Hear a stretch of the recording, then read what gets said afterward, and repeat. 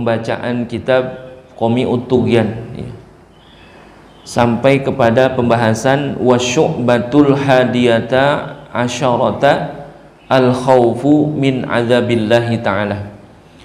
Adapun cabang iman yang ke-11, ya, nanti kurang lebih ada sekitar 70 cabang keimanan, ya.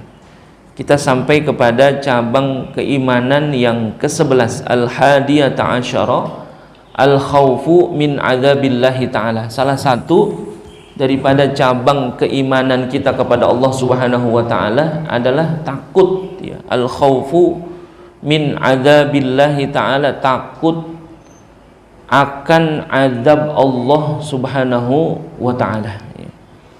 Jadi kalau di dalam Al-Quran, ya, disebutkan bahwasanya ketika bicara tentang azab Allah, ya, disebutkan ada 3, ya, bicara tentang azab Allah nih. Dalam surah Al-Baqarah, ya, ayat 7, ya, disebutkan a'udzubillahi minasyaitonir rajim, khatamallahu ala qulubihim wa ala sam'ihim wa ala absarihim ghishawatu wa lahum adzabun azim, ya. Jadi bicara tentang azab Allah disebutkan, ya, azab di neraka dengan sebutan azab yang sangat berat, ya, azabun azim, ya. Jadi khatamallahu ala qulubihim wa ala sam'ihim wa ala absarihim ghishawatu wa lahum adzabun azim. Ya, Allah telah mengunci, ya, mati daripada hati mereka dan pendengaran mereka, dan juga penglihatan mereka itu semua ditutup, ya, dan bagi mereka itu siksa yang amat berat, ya. Ini disebutkan di dalam Al-Quran bicara tentang azab Allah yang sangat berat, ya. Ini azab yang paling berat, ya. Allah Subhanahu wa ta'ala menyebutkan azab yang paling berat, siksaan yang diberikan kepada hambanya, yaitu dalam waktu yang sangat lama sekali, ya. Jadi ini ketika disebutkan azabun azim, ya, azabun azim di sini bukan azab yang dibuat terbatas untuk dunia saja. Ini disebutkan bahwasanya azabun azim di sini adalah azab bagi orang-orang kafir yang mengingkari daripada ketauhidan Allah Subhanahu wa ta'ala dan juga mengingkari akan syariat agama, gitu. Jadi ketika menyebutkan bahwasanya cabang keimanan yang ke-11 itu adalah kita senantiasa harus takut akan azab Allah, karena memang azab Allah itu sangat jelas, sangat nyata disebutkan di dalam Al-Quran. Bahkan ketika Allah menyebutkan azabun azim, azab yang cukup luar biasa besarnya dan beratnya, dan ini dikhususkan untuk orang-orang kafir, ya, orang-orang yang tidak mengimani Allah Subhanahu wa ta'ala. Mereka akan disiksa, akan diazab dengan azab yang luar biasa pedihnya, sangat berat, gitu, ya.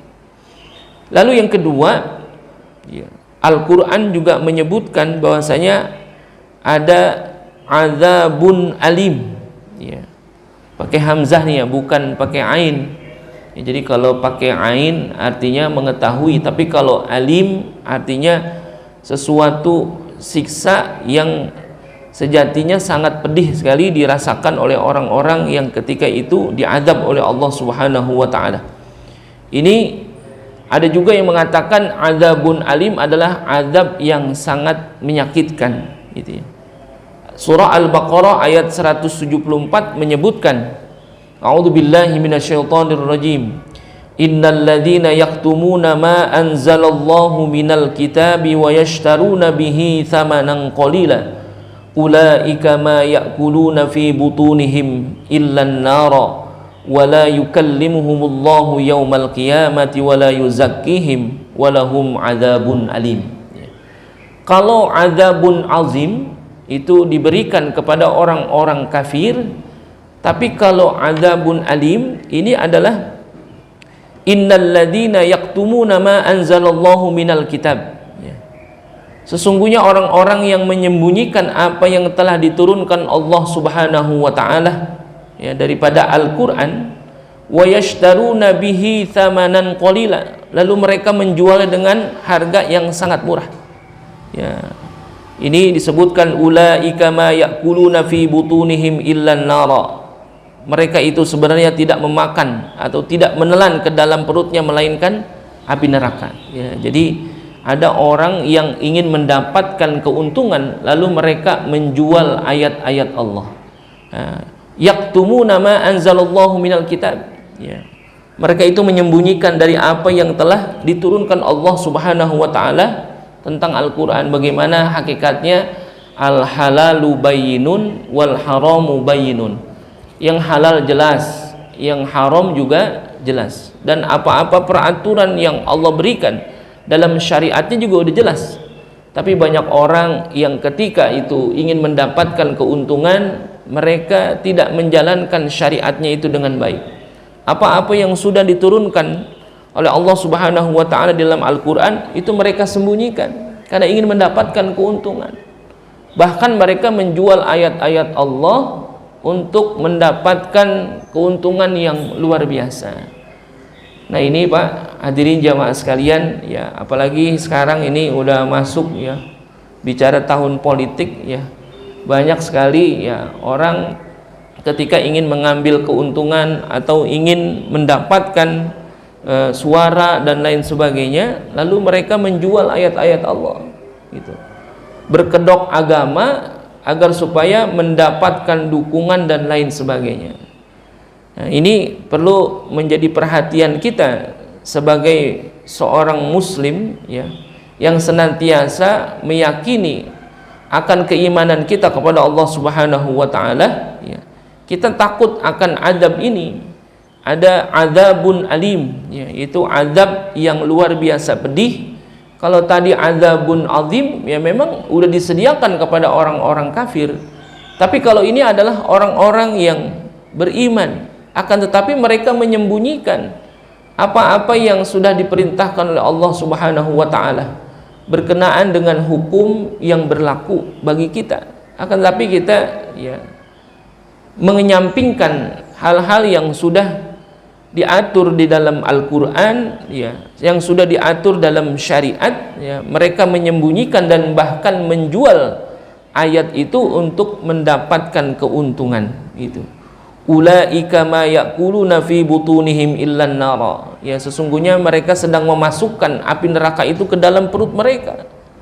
Itu. Wala yukallimuhumullahu yaumal qiyamah wala yuzakkihim walahum adzabun alim. Dan ini Allah tidak akan berbicara kepada mereka pada hari kiamat dan tidak mensucikan mereka. Ya, karena memang nanti di hari kiamat ya Allah akan bicara kepada umatnya, kepada hambanya yang senantiasa beriman kepada Allah Subhanahu wa taala. Ya kalau bahasa kita diopenin gitu ya, dianggap gitu. Nanti ada orang-orang di akhirat itu tidak dianggap oleh Allah Subhanahu wa taala karena apa? Karena di dunianya dia suka menyembunyikan apa yang telah diturunkan oleh Allah Subhanahu wa taala kepada mereka. Nah, ini terjadi ya di masyarakat kita, bahwasanya orang-orang yang menyembunyikan agamanya, artinya mereka tidak mau berbicara mana yang hak, mana yang batil. Padahal sudah jelas mana yang hak dan sudah jelas mana yang batil. Mereka menutupi yang hak ya. Mereka menutupi kebenaran untuk mendapatkan keuntungan, padahal Allah ancam dengan walahum adzabun alim. Jikalau ada orang yang tidak lagi takut dengan azabnya Allah Subhanahu wa taala, sudah dipastikan keimanan di dalam dirinya sudah hilang. Ya, tidak sempurna keimanan seseorang ketika dia tidak punya rasa takut akan azab Allah. Ya, orang yang korupsi, ya itu kan bisa jadi orang-orang yang korupsi itu orang yang bukan berarti mereka tidak tahu, justru orang-orang yang korupsi itu adalah orang yang tahu. Ya. Bicara tentang hak, mana yang hak dan mana yang batil, kita yakin mereka itu tahu. Tapi kenapa mereka tetap ya melakukan hal itu? Ya karena memang mereka menyembunyikan itu untuk mendapatkan keuntungan, ya, untuk mendapatkan sesuatu yang mereka anggap itu besar di hadapan mereka, padahal hakikatnya di mata Allah itu begitu luar biasa hina. Ya, dengan cara apapun mereka lakukan, ya, menghalalkan apapun demi tercapainya tujuan mereka. Gitu. Bicara tentang yaktumuna ma anzalallahu minal kitab, ya, ini bisa jadi di dalam diri kita pun akan terjadi hal-hal yang demikian, gitu ya, tentang kebaikan-kebaikan yang Allah perintahkan kepada kita, tentang kebaikan-kebaikan yang sudah jelas, ya, diatur di dalam Al-Quran, di dalam syariat kita. Bagaimana hakikatnya seseorang itu bisa mendapatkan kemuliaan di hadapan Allah Subhanahu wa Ta'ala adalah ketika bisa mendahulukan hak-hak Allah dibandingkan dengan hak makhluk. Ya, udah pasti kalau kita mendahulukan hak makhluk, ya, lalu mengenyampingkan hak Allah, ini juga termasuk di dalamnya. Ya. Masa hak Allah mau dibelakangin gitu dibandingkan dengan hak makhluk, kan gitu. Contoh kecil dah. Ya, contoh kecil nih Bapak Ibu hadirin jamaah sekalian. Bicara tentang mendahulukan hak Allah dibandingkan dengan hak makhluk, contoh kecil saja. Kira-kira kita kalau sudah masuk waktu sholat, ya, kita makan dulu apa sholat dulu? Halo, ya, kayaknya pada tidur semua ini, ya. Ya, emang enak tidur nih, cuacanya enak ini, jadi kita pada tidur dah tuh. Udah gitu semalam banyak kegiatan lagi, ya. Ini alhamdulillah ini jemaah pejuang subuh Bapak Ibu biasanya ya 100-150 orang, ini nggak tahu kenapa ini, padahal lagi diajakin husnul khotimah, ini diajakin baik di ujungnya, ya kita berhusnuzon saja kepada para jamaah. Mungkin ya tadi ada yang laporan ke saya katanya hari ini udah terjadwal untuk berangkat ke Pantai Anyer Pak, kan gitu ya, jadi emang udah di akhir liburan sekolah katanya pada ke Pantai Anyer. Ya udah nggak bisa kita cegah, bis udah dibayar katanya mau berangkat, ya udah nggak apa-apa, yang bisa hadir silahkan hadir. Padahal DKM Masjid Husnul Khotimah udah nyiapin konsumsi untuk 500 orang katanya, ya Pak. Aduh, gitu. Mudah-mudahan ntar kita bisa bungkus, ya Pak, bawa pulang nanti bungkus.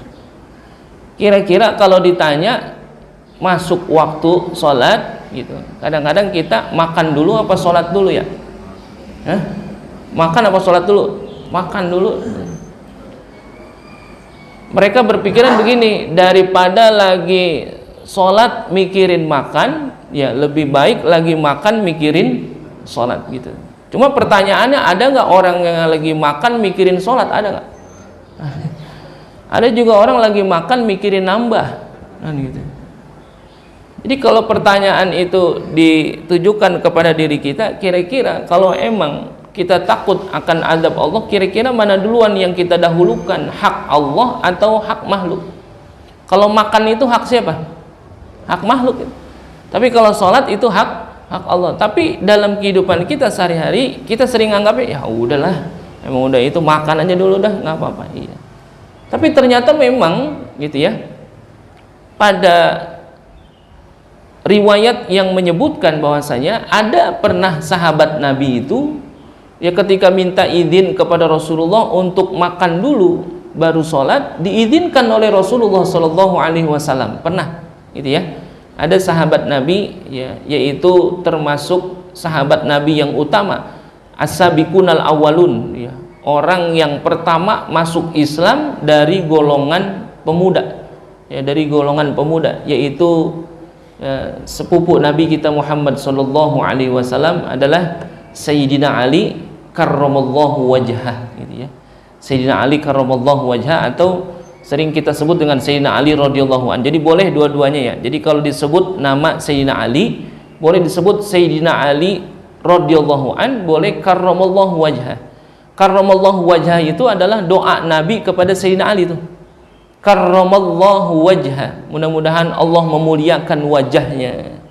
Karena dalam riwayat Bapak Ibu, Sayyidina Ali semasa hidupnya, dari dia kecil sampai Sayyidina Ali meninggal dunia, Sayyidina Ali belum pernah melihat kemaluannya sendiri, ya, Sayyidina Ali itu semasa hidupnya Sayyidina Ali belum pernah melihat kemaluannya sendiri. Makanya Rasulullah doakan kepada Sayyidina Ali, karramallahu wajhah. Mudah-mudahan Allah memuliakan wajahnya. Di wajahnya itu ada apa? Ada matanya yang bisa melihat kemana aja. Tapi dalam riwayat disebutkan Sayyidina Ali itu belum pernah melihat kemaluannya sendiri, sehingga Rasulullah doakan karramallahu wajhah. Begitu mulia wajahnya Sayyidina Ali. Tuh, melihat kemaluannya sendiri belum pernah tuh. Sayyidina Ali luar biasa. Kalau kita ya, bahkan dimain-mainin ya, gitu ya. Itu luar biasa tuh Sayyidina Ali, karramallahu wajhah. Didoakan oleh Nabi karena luar biasa mulianya memang. Nah, Sayyidina Ali itu selain daripada sepupu, sahabat, menantu juga ya. Nah, itu satu hari Sayyidina Ali ketika bicara dengan Rasulullah, masuk waktu sholat, minta izin kepada Nabi, ya Rasul, boleh nggak saya makan dulu? Ya, diizinin sama Nabi. Tapi yang dimakan sama Sayyidina Ali ketika itu bukan hoka-hoka bento, gitu ya. Tapi apa yang dimakan sama Sayyidina Ali itu adalah 1 sampai 3 butir kurma. Nah, untuk apa? Agar supaya Sayyidina Ali itu ketika ruku bisa bangun, ketika sujud bisa bangun. Makanannya itu untuk menguatkan ibadahnya. Nah, ini bedanya ya. Kalau sahabat Nabi makan untuk ngapain? Biar kuat ibadah. Kalau kita bagaimana kira-kira? Kalau misalkan makan dulu, apa sholat dulu? Kita makan dulu, habis makan kuat sholat nggak kira-kira? Bisa jadi nggak kuat sholat kita, kekenyangan. Kalau Sayyidina Ali minta izin makan dulu agar supaya bisa kuat sholat, kuat ibadah. Emang segitunya? Iya. Karena Sayyidina Ali dalam riwayat memang begitu luar biasa kehidupan ekonominya tuh Sayyidina Ali itu ya.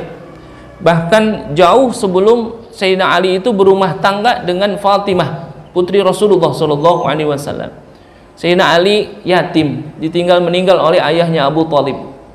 Kehidupannya luar biasa ya. Sangat-sangat sederhana sekali. Bahkan ketika dia hidup dengan Fatimah ya, menikah dengan Fatimah, ada riwayat menyebutkan Sayyidina Ali dengan Fatimah itu kadang-kadang sehari makan, besok nggak makan, nggak ada dia, nggak makan itu bukan karena apa-apa, emang nggak ada yang dimakan. Itu saking sederhananya kehidupan rumah tangganya. Bahkan jauh sebelumnya pun ya Sayyidina Ali memang begitu kehidupannya, udah sangat-sangat sederhana sekali. Makanya Sayyidina Ali itu ketika akan menikah kepada Fatimah ya, sebetulnya kan yang pertama kali ingin menikahi Fatimah itu bukan Sayyidina Ali. Jadi yang pertama kali ingin menikahi Fatimah itu adalah sahabat Nabi Abu Bakar. Tuh, luar biasa tuh. Kan dalam riwayat makanya ketika Abu Bakar, Umar dan Ali ngobrol-ngobrol ya, Abu Bakar ngajak Umar dan Sayyidina Ali, anterin saya yuk gitu. Kemana? Ke rumah Rasulullah SAW. Ngapain? Aku ingin melamar Fatimah. Tuh. Padahal itu Sayyidina Ali ketika itu udah luar biasa ya, menaruh perhatian kepada Fatimah ya. Ya, jadi dalam riwayat Sayyidina Ali itu sering memperhatikan Fatimah. Karena apa? Apa yang ada pada diri Fatimah itu sangat luar biasa mirip dengan apa yang ada pada diri Rasulullah SAW. Makanya para sahabat menggambarkan begitu luar biasanya kondisi yang dialami oleh Siti Fatimah, anak Rasulullah SAW, itu mirip sekali apa yang dilakukan oleh Nabi kita Muhammad SAW. Jadi Sayyidina Ali kalau melihat Fatimah seperti melihat Rasulullah. Makanya Sayyidina Ali menaruh perhatiannya ya, kalau bahasa kita menjatuh cintalah kepada Fatimah ya, ingin sekali dia memperistri Fatimah, tapi dia nggak berani. Karena apa? Kehidupan luar biasa ya, kehidupannya sangat sederhana. Dia berpikir kira-kira nanti Fatimah mau nggak sama saya, sedangkan kehidupan saya seperti ini ya. Makanya ketika Sayyidina Ali sudah menaruh hatinya kepada Fatimah, ketika itu Abu Bakar dan Umar ngajak Sayyidina Ali ya, Abu Bakar ngajak Umar dan Sayyidina Ali untuk ke rumah Rasulullah ingin melamar Fatimah. Kira-kira bagaimana hati Sayyidina Ali ketika itu? Hancur luar biasa. Ali, Umar, anterin saya ke rumah Nabi yuk, saya ingin melamar Fatimah. Itu Sayyidina Ali hancur hati, ya Allah, kok saya yang pengen, kenapa Abu Bakar yang lamar? Itu datanglah kepada Rasulullah. Nah, makanya kita dalam Islam ada yang namanya khitbah ya, khitbah tuh. Mungkin kalau dalam bahasa kita tunangan namanya. Padahal dalam bahasa syariat ada itu khitbah.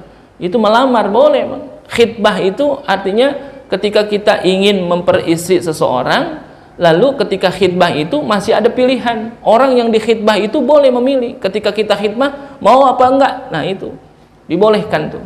Makanya ketika Abu Bakar datang kepada Rasulullah ingin melamar Fatimah, ya akhirnya Fatimah itu ditanya oleh Rasulullah, Fatimah, ini Abu Bakar datang ingin melamarmu, apakah engkau mau dengan Abu Bakar? Ya, dalam riwayat Fatimah nggak ngomong, tapi apa? Menggelengkan kepala tuh. Kalau bahasa orang kita godeng. Nah, Fatimah godeng, nggak mau tuh. Karena emang apa? Sebetulnya sudah tercatat di Lauhil Mahfuz bahwasanya Fatimah itu akan menikah dengan Sayyidina Ali, dan Fatimah pun sudah menaruh perhatian kepada Sayyidina Ali ketika itu. Fatimah godek, ya, menolak lamarannya Abu Bakar. Nah, itu hati Sayyidina Ali, wah gembiranya luar biasa. Alhamdulillah ditolak kan gitu. Ya, tapi Abu Bakar ketika ditolak pun ya sportif. Ya, kalau sekarang cinta ditolak udah nggak zaman ya dukun. Kalau sekarang cinta ditolak kan gitu. Fortuner bertindak kan gitu. Kalau sekarang cinta ditolak, duit bertindak kalau sekarang. Itu luar biasa, ketika ditolak ya udah, kalau emang nggak mau pulang. Itu Sayyidina Ali gembiranya luar biasa di tengah perjalanan. Beberapa waktu kemudian ya Sayyidina Ali udah gembira bahwasanya Fatimah itu menolak ya Abu Bakar. Sayyidina Umar ngomong, ya Abu Bakar, ya Ali, anterin saya yuk ke rumah Nabi. Ngapain? Aku ingin melamar Fatimah. Ya, yang kedua kalinya Sayyidina Ali ya hancur lagi perasaannya. Udah berangkat lagi ke rumah Rasulullah. Sampai di rumah Nabi ternyata apa? Ditolak juga tuh. Ya, wahai Fatimah, mau nggak dengan Umar? Ya, Fatimah nggak mau juga tuh. Ya udah, akhirnya pulang. Itu Sayyidina Ali gembiranya luar biasa. Makanya di tengah perjalanan Sayyidina Ali ngomong tuh kepada Abu Bakar dan Umar, wahai Abu Bakar, wahai Umar, sebetulnya jauh sebelumnya saya menaruh perhatian kepada Fatimah. Saya ingin melamar Fatimah, tapi saya takut kan gitu. Kalau bahasa kita, lu ngapa nggak ngomong dari kemarin gitu ya, kata Abu Bakar. Kalau kamu ngomong akan aku lamarkan kan gitu. Akhirnya dilamar itu. Datanglah Sayyidina Ali bersama Abu Bakar dan Umar untuk melamar Fatimah. Ya, ditanya Fatimah, ya emang yang ditunggu-tunggu sama Fatimah adalah Sayyidina Ali. Ya mau. Akhirnya Rasulullah tanyalah kepada Sayyidina Ali, Ali, kamu punya apa? Ya, sebagai mahar kepada Fatimah. Kata Sayyidina Ali, ya Rasul, saya punya cuma 3 harta saya. Yang pertama kuda, yang kedua pedang, yang ketiga baju zirah. Nah, ya Rasul, bagaimana kalau aku jual kudaku untuk mahar? Kata Nabi, jangan kau jual kudamu. Kuda itu adalah kendaraanmu. Ya kemana-mana kalau nggak ada kendaraan susah.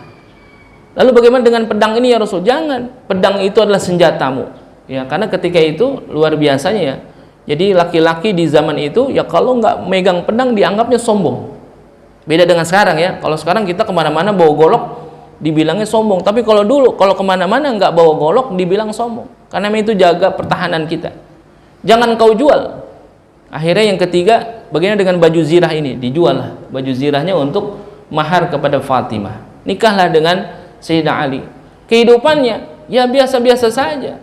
Bahkan ketika Sayyidina Ali dan Fatimah punya anak, Hasan dan Husain, itu dalam riwayat aqan Nabi sallallahu alaihi wasallam anil Hasan wal Husain kabshan. Yang mengakekahkan Hasan dan Husain ketika itu adalah Rasulullah sallallahu alaihi wasallam, bukan Sayyidina Ali. Kenapa demikian? Karena memang ketika itu Sayyidina Ali nggak punya harta untuk bisa mengakekahkan Hasan dan Husain. Makanya yang mengakekahkan Hasan dan Husain adalah Rasulullah SAW. Kehidupannya luar biasa, sangat sederhana. Makanya boleh jadi ketika Sayyidina Ali minta izin kepada Rasulullah SAW untuk makan dulu baru sholat, padahal udah masuk waktu sholat. Makan dulu tuh. Dan makannya kan nggak lama, kan makan kurma berapa lamanya? Untuk bisa punya tenaga, bisa kuat untuk sholat, untuk ibadah, diizinkan sama Nabi. Setelah itu ya langsung sholat. Jadi makannya untuk kuat ibadah. Makanya kita Sunnahnya begitu. Afdolnya ketika kita makan, ya, ketika kita mengkonsumsi sesuatu, kita niatkan bahwasanya apa yang kita makan ini menjadi tenaga agar supaya kita bisa kuat ibadah itu. Makanya kalau makan jangan banyak-banyak, kan sepertiga ya. Sepertiga makanan, sepertiga minuman, sepertiga udara tuh. Ya, jangan makanan semuanya. Jadi kalau kita makan dulu apa sholat dulu, ya, makan dulu, habis makan justru malah nggak kuat ibadah ya, karena memang kebanyakan makan. Jadi wajar Sayyidina Ali diizinkan sama Nabi karena memang makannya kuat ibadah. Kalau kita pagi-pagi nih ya, habis sholat subuh begini, ntar kan sarapan nih, nasi uduk gorengannya 7 kan gitu ya. Ntar jam 9 kita udah ngemil lagi. Ntar ketika zuhur makan dulu pas sholat dulu, masih makan juga. Loh, luar biasa itu. Kalau Sayyidina Ali nggak begitu, karena diizinkan sama Nabi, karena memang jarang sekali makan. Lalu ketika makan pun emang betul-betul pengen dapat energi agar supaya bisa ibadah. Dan mudah-mudahan ya kita juga termasuk ya, makannya kita, itu apa yang kita konsumsi, kita niatkan agar supaya itu jadi energi, agar supaya kita bisa senantiasa kuat ibadah kepada Allah Subhanahu wa Ta'ala.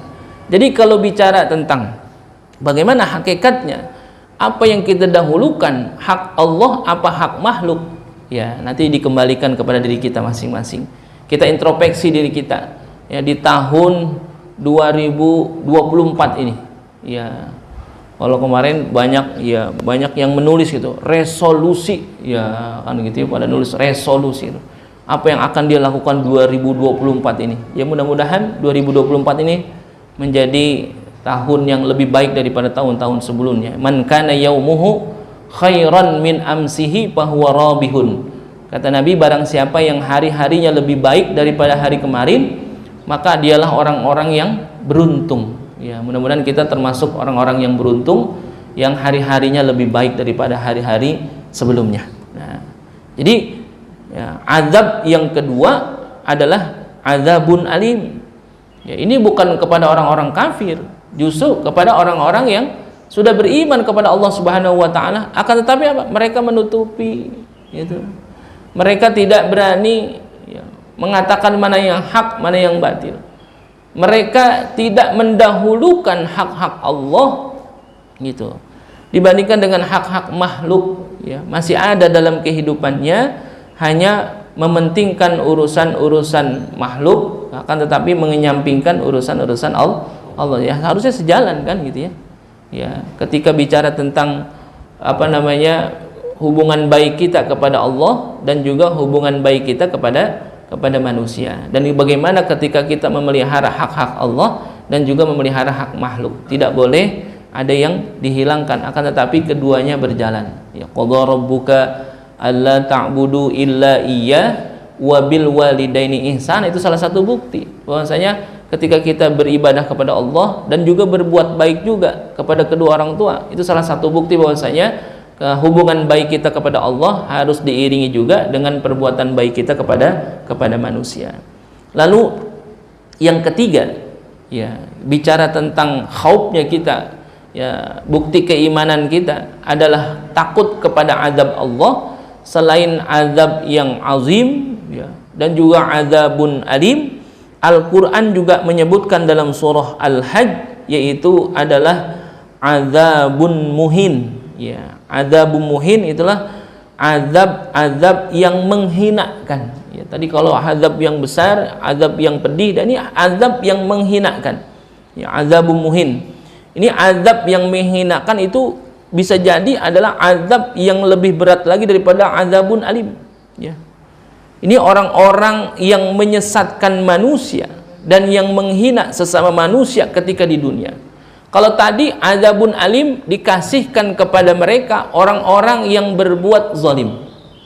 Ada orang-orang yang tidak mendahulukan hak-hak Allah dibandingkan dengan hak makhluk. Mereka menutupi kebenaran, lalu mereka mencari keuntungan. Untuk siapa? Untuk diri sendiri. Nah, kalau azabun muhin, ini orang-orang yang menyesatkan manusia. Jadi bukan hanya dia yang berbuat maksiat, akan tetapi dia menyesatkan orang lain. Dia menghina sesama manusia, menjelekkan orang lain, menindas manusia, ya. Ini di hari kiamat mendapatkan azab yang begitu menghinakan mereka. Al-Quran menyebutkan, a'udzubillahi minasyaitonirrajim, walladzina kafaru wa kadzabu biayatina faulaika lahum adzabun muhin. Orang-orang kafir dan yang mendustakan ayat-ayat kami nanti di akhirat, maka bagi mereka azab yang begitu menghinakan. Jadi mereka bukan hanya berbuat zalim terhadap dirinya, akan tetapi dia berbuat zalim kepada orang lain, dihina orang lain, dijelekkan orang lain, dihancurkan nama baiknya orang lain. Itu yang Allah berikan kepadanya bukan hanya azabun alim, akan tetapi azabun muhin. Ya.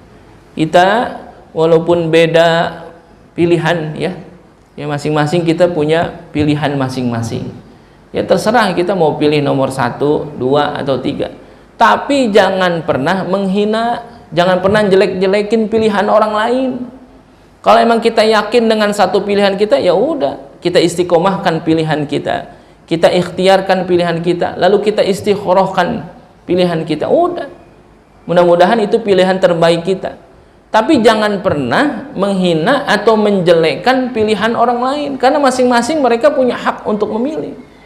Ini kan yang terjadi sekarang begitu, ya. Perpecahan di masyarakat kita karena beda pilihan, lalu pilihan orang lain dijelek-jelekan. Nah, sehingga apa? Terjadi perpecahan. Ukhuwah kita terpecah gara-gara apa? Urusan politik. Bisa jadi salah satunya ini adalah orang-orang yang mendapatkan azabun muhin. Azab yang menghinakan adalah ketika perbuatan buruknya bukan berdampak kepada dirinya saja, akan tetapi perbuatan buruknya itu berdampak kepada orang lain dan bahkan berdampak kepada lingkungan secara luas. Ya, ada yang dulunya sama-sama duduk, ya, di masjid misalkan, ya, silaturahim, tapi karena adanya tahun politik, ya, karena beda pilihan lalu saling menghina, saling menjelekan, ya, sekarang nggak duduk lagi di masjid, nggak duduk lagi di musola, nggak duduk lagi di majelis taklim. Nah, ini salah satunya adalah yang disebutkan bahwasanya orang-orang yang mendapatkan azab yang menghinakan ini adalah orang-orang yang suka merusak, ya, tatanan kehidupan sosial, yang merusak ukhuwah, yang merusak silaturahim. Ya, makanya ini kalau tadi ketua DMI bilang ini kegiatan pejuang subuh, ya memang sudah jauh sebelumnya udah ada nih. Ya, sebelum pandemi corona ini udah ada. Maksi lurah kita Pak Pupung Purwawijaya, ini kegiatan pejuang subuh sudah dilakukan. Akan tapi memang ketika pandemi berhenti, baru kita lanjutkan lagi. Ya, ini luar biasa, Pak. Karena masyarakat Cinere ini beragam sekali. Ya, bahkan kalau masyarakat Cinere ini antara masyarakat yang ada di perumahan, ya, dengan yang di kampung itu banyakkan di perumahan. Ini luar biasa. Makanya kita ngadain pejuang subuh ini sampai, ya, di Masjid Husnul Khotimah, yang beberapa waktu yang lalu di Masjid Al-Falah juga kita bikin juga. Untuk apa, ya? Untuk guyup masyarakat Cinere. Nggak ada sekat antara masyarakat yang tinggal di perumahan dengan yang di kampung. Itu sama-sama semuanya kita saling silaturahim, ya, kita juga sosialisasi juga. Saya yakin juga jamaah Husnul Khatimah, ya, belum banyak yang kenal mana ketua MUI Kelurahan Cinere, mana ketua DMI. Ya, kebetulan ketua MUI Kelurahan Cinere ini, ya, juga lagi plesiran juga, ini lagi ke Bandung, emang lagi musimnya jalan-jalan gitu. Makanya jamaah nggak begitu banyak ini, ya, tapi alhamdulillah perwakilan pada hadir, dari kecamatan pada hadir, ya, dari tokoh-tokoh masyarakat semuanya bisa pada hadir, alhamdulillah, walaupun hanya beberapa perwakilan. Tapi saya yakin niatan kita adalah sama, itu untuk menguatkan ukhuwah kita. Kalau di luar kita punya pilihan yang berbeda, akan tetapi kalau di masjid, ya udah, kita sama-sama di masjid, duduk sama-sama, ya, silaturahim sama-sama. Bagian daripada kekuatan kita adalah ukhuwah kita. Karena kata Sayyidina Umar, a'zamun ni'mati ba'dal imani wal islami nikmatul ukhuwah. Sebesar-besarnya nikmat yang Allah berikan kepada manusia setelah nikmat iman dan Islam adalah nikmat ukhuwah. Orang kalau punya nikmat iman, nikmat Islam, tapi nikmat ukhuwahnya nggak ada, susah, berat untuk sama-sama duduk bareng, sholat berjamaah, ya, bersilaturahim, bermusafahah, ramah tamah, itu susah. kalau nggak ada nikmat ukhuwah. Makanya tadi dikatakan orang-orang yang hadir pada kesempatan pagi hari ini adalah orang-orang yang dipilih oleh Allah Subhanahu wa taala, digerakkan hati-hati mereka untuk bisa sama-sama memelihara ukhuwah, karena ada nikmat Allah yang luar biasa yang banyak kita lupakan. Orang kalau keimanannya mantep, ya, keislamannya mantep, tapi ukhuwahnya nggak ada, nilainya nggak ada juga tuh. Duribat alaihimud dhillatu aynama thuqifu illa bihablim minallah wa hablim minan nas. Pelihara hubungan baik kita kepada Allah, sholat subuh dengan khusyuk, itu luar biasa. Tapi ketika apa? Hablum minan nasnya nggak ada, ya, sholat subuh nggak mau berjamaah, ya, maunya di rumah. Atau juga sholat subuh berjamaah di masjid, habis sholat buru-buru pulang, nggak mau ketemu orang, ya, ini luar biasa juga. Padahal ada nikmat ukhuwah yang luar biasa yang diberikan kepada kita selain daripada nikmat iman dan nikmat Islam. Ini yang banyak dilupain. Makanya dari segi adab, ya, ulama mengatakan kita kalau ngomong nih, ya kan kita sih bisa suka sambutan dan sebagainya, ya, alhamdulillah dengan nikmat Allah yang luar biasa. Itu secara tertib adabnya disebutkan yang pertama adalah nikmat iman dulu. Nikmat iman, nikmat Islam, baru nikmat yang lainnya. Ya, nikmat sehat, nikmat panjang umur itu urutannya belakangan, tertibnya nikmat iman dulu. Karena bicara yang lain, ya, orang kalau ada badannya sehat, ya, panjang umur, tapi nikmat iman, Islam, nikmat ukhuwah yang nggak ada, ya nggak mungkin dia bisa ngapain? Melaksanakan perintah Allah dengan baik.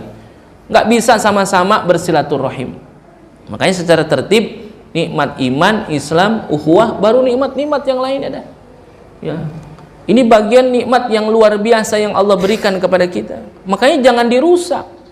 Orang-orang yang merusak ukhuwah, orang-orang yang merusak tatanan kehidupan sosial, ini termasuknya nanti akan mendapatkan azabum muhin, azab yang menghinakan. Kenapa? Perbuatannya itu bukan hanya merusak dirinya, akan tetapi merusak orang lain atau merusak kehidupan sosialnya. Sholatnya bagus, ya, ibadahnya bagus, akan tetapi secara sosial nggak bagus, ya, nol juga. Ya. Ibadahnya bagus, sholatnya bagus, bahkan sholatnya bukan hanya yang wajib, sholat sunnahnya luar biasa dia, qobliyahnya, ba'diyahnya, tahajudnya, bahkan tahajudnya siang malam, saking rajinnya tahajud siang malam. Tapi apa? Sama tetangga nggak berbuat baik, sama lingkungan nggak berbuat baik. Ini khawatir. Ya, kita khawatir akan azab Allah, karena azab Allah itu nyata. Inilah bagian daripada cabang keimanan yang ke-11, yaitu khaufun min azabillah. Kita senantiasa diingatkan takut kepada azab Allah adalah bagian daripada keimanan. Dan azab Allah yang diberikan kepada manusia ada azabun azim, ada azabun alim, ada azabun muhin.